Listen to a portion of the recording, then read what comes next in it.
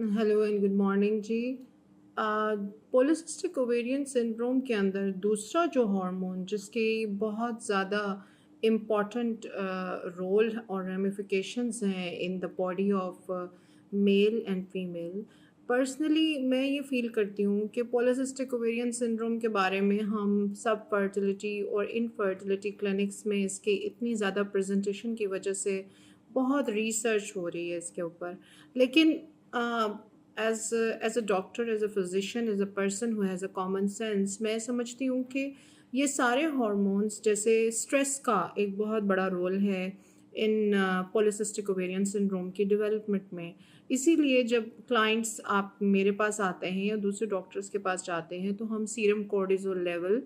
और serum insulin levels को भी चेक करते हैं। ऑल्दो इंसुलिन का ताल्लुक भी स्ट्रेस से है डायरेक्टली या इनडायरेक्टली, लेकिन जो मेन मार्कर है for the stress in the body वो सीरम कोर्टिसोल लेवल है। अब ये कैसे हो सकता है कि वही स्ट्रेस एक बच्ची या एक खातून को अफेक्ट कर रहा है और उसके अंदर इतनी ज़्यादा हार्मोनल और इतनी ज़्यादा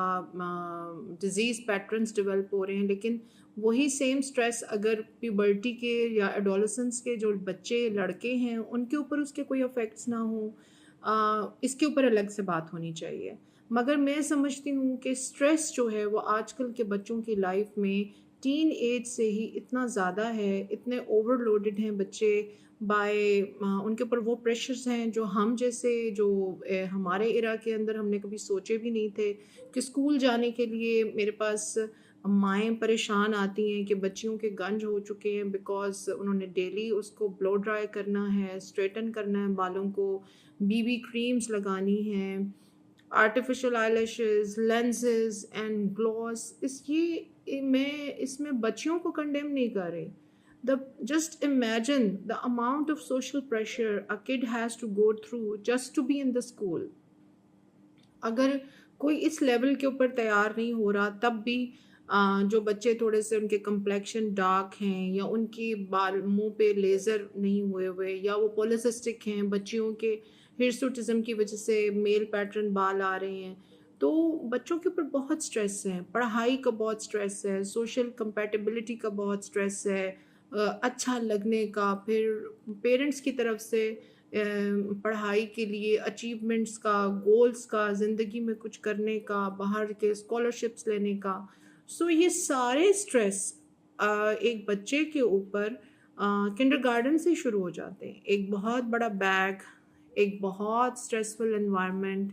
बच्चे आपको बहुत सारी न्यू गैजेट्स के साथ लोडेड नज़र आते हैं, उनके पास आईपैड्स हैं, उनके पास आईफ़ोन्स हैं, but at the same time जो उनकी वर्चुअल दुनिया है वो बहुत क्लोज़ हो गई है। हमारे वक़्त में अगर पूरी क्लास में से 2 लोगों का स्कॉलरशिप लग जाता था, तो इट वाज़ लाइक ओके कि ठीक है, 2 लोगों का स्कॉलरशिप लग गया है और बाकी सब लोग जो हैं वो अपनी यूनिवर्सिटीज़ में पढ़ रहे हैं। अब कुछ लोग स्मार्ट होते हैं, कुछ इंटेलिजेंट होते हैं, कुछ उतने स्मार्ट नहीं होते। कुछ लोग अपने माँ-बाप के, अक्सर बच्चों का जो मसला है कि वो जो करना चाहते हैं, जो उनका पैशन है, parents are not ready to understand their passions and their desires. Because parents जो हैं वो अपने एक पुराने इरा में रह रहे हैं, उनके कुछ अपने स्कूल ऑफ थॉट्स हैं, कुछ अपना उनका सोच का पैटर्न है कि सक्सेस का क्राइटेरिया ये है, और अगर हमारा बच्चा किसी नए फील्ड में, किसी नई वर्चुअल दुनिया में या कोई म्यूज़िशियन बनना चाहता है या एक्टर बनना चाहता है या आर्टिस्ट बनना चाहता है या वो आईटी की दुनिया में या आर्टिफिशियल इंटेलिजेंस में या वो कुछ भी ऐसे प्रोजेक्ट्स या एंडेवर्स के लिए ऑप्ट करना चाहता है जो उनके पेरेंट्स की अंडरस्टैंडिंग में नहीं है, या जो क्राइटेरिया बच्चा अपने लिए सोच रहा है वो पेरेंट्स के जो आइडियोलॉजी है उससे मैच नहीं कर रहा, तो इस क्लैश ऑफ आइडियाज़ की वजह से भी मैंने देखा है कि बच्चे अपनी 15, 16, 14 साल की उम्र से 25 साल की उम्र तक लड़के और लड़कियां इंतहाई स्ट्रेसफुल हालात से गुजर रहे होते हैं। उनकी एक अपनी एक वर्चुअल दुनिया है, उनकी अपनी एक रियलिटी है, उनकी अब एक अंडरस्टैंडिंग है अपनी अगली ज़िंदगी की 20 से 30 साल, 40 साल, 50 साल बाद की, जो ऑब्वियसली हम जैसे लोग जो अब एज आउट कर गए हैं, हम उनकी सोच को समझने की कोशिश नहीं करते। अक्सर पेरेंट्स अपने बच्चों को बहुत सारी फैसिलिटीज़ ज़रूर दे रहे हैं, उनको बहुत अच्छा खिला-पिला रहे हैं, उनकी हर मुँह मांगी ख्वाहिश पूरी करते हैं, मगर इसका मतलब ये नहीं होता कि जवाब में बच्चे उनके ग़ुलाम बन जाएँ। और जब बच्चे अपनी ख्वाहिश का इज़हार करते हैं या अपने किसी ऐसे प्रोफ़ेशन में जाने का या किसी ऐसी कंट्री में जाने का या किसी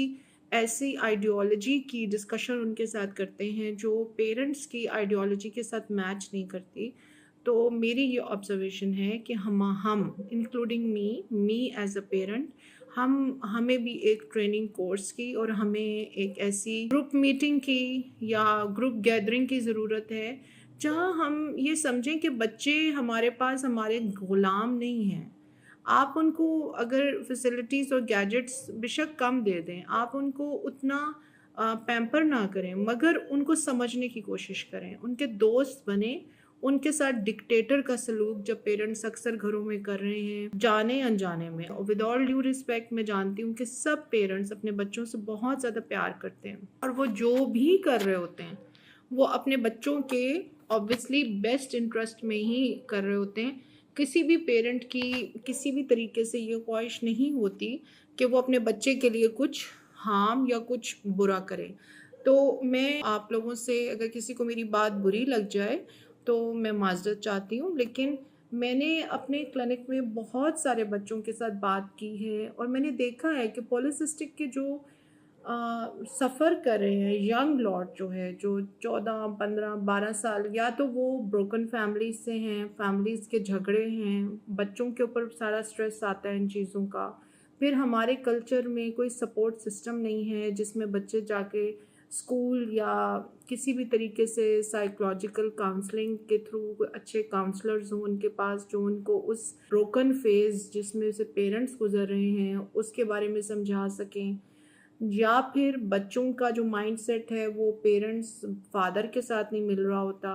या मदर समझ रही होती हैं लेकिन फादर नहीं समझ रहे होते। तो अगर आप अपने बच्चे को समझना नहीं चाहते और उसके साथ आप एक दोस्ती नहीं रखना चाहते और उसके जो फ्यूचर का विज़न है उसको अंडरस्टैंड नहीं करेंगे, तो फिर ज़ाहिर है बच्चे के लिए बहुत स्ट्रेस क्रिएट हो जाएगा। और स्ट्रेस वैसे ही इकोनॉमिक, पॉलिटिकल और social media pressures, cultural pressures की वजह से ये जो जनरेशन है, ये पहले ही बहुत ज़्यादा स्ट्रेस में है। तो मैं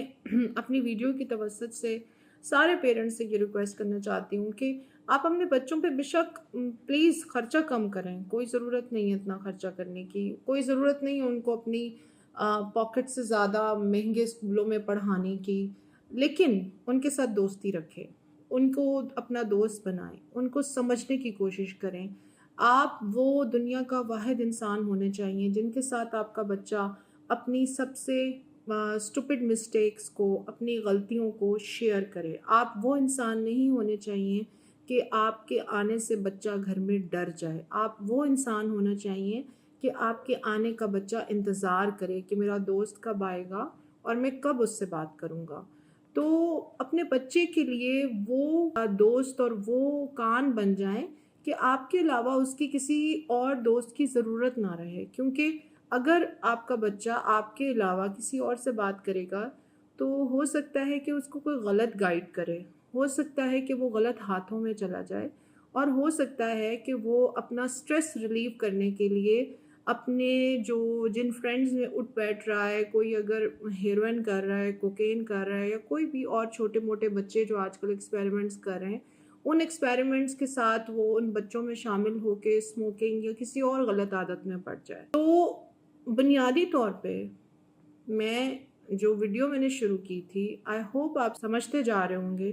कि सारे जो बड़े बुनियादी मसाइल हैं स्पेसिफिकली हार्मोन्स के,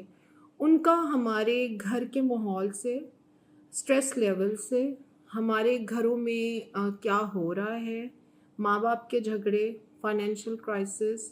बच्चों को ना समझने की जो ज़िद होती है, यानी कुछ घरों में दादा दादी नाना नानी का बहुत इम्पोर्टेंट रोल होता है। वो अभी तक अपनी जो थर्ड या फोर्थ जनरेशन है उनके डिसीजंस कर रहे होते हैं। बच्चों पे डिसीजंस थोपे नहीं, उनको इन्वॉल्व करें, उनसे डिस्कशन करें, उनसे खुल के बात करें, उनकी बात को एज अ दोस्त एज अ इंसान पहले समझने की कोशिश करें। तो मैं इस वीडियो के तवज्जुद से ये सारे पेरेंट्स से कहना चाहती हूँ कि अगर आप अपनी बच्चे और बच्चियों की बॉडी में स्ट्रेस लेवल्स कम करना चाहते हैं, आप चाहते हैं कि वो हेल्दी तौर पे बड़े हों, अपने लिए अच्छे डिसीजंस ले सकें, तो उसके लिए आपको उनके बेस्ट फ्रेंड बनना पड़ेगा। आपको उनकी बात सुननी पड़ेगी और आपको उनके जो आने वाले 50 इयर्स की जो परसेप्शन उनकी एक बन रही है सोशल मीडिया, गूगल, यूट्यूब, जो अवेयरनेस उनके पास है, उसको आप का बिल्कुल भी फॉर ग्रांटेड ना लें, बल्कि आप ये समझ लें कि ये बच्चे हमसे कई गुना ज़्यादा स्मार्ट हैं, वो हमसे कई गुना ज़्यादा इंटेलिजेंट हैं और वो हमसे कई गुना ज़्यादा अच्छे डिसीजंस कर सकते हैं। तो बजाय कि वो आपको छोड़ के अपने घर से बाहर कहीं बैठें और वो बातें करें, वो बातें उनको आपके साथ करनी चाहिए। तो इस तरह का जब माहौल घरों में होगा, तो घरों में स्ट्रेस लेवल बहुत कम होगा।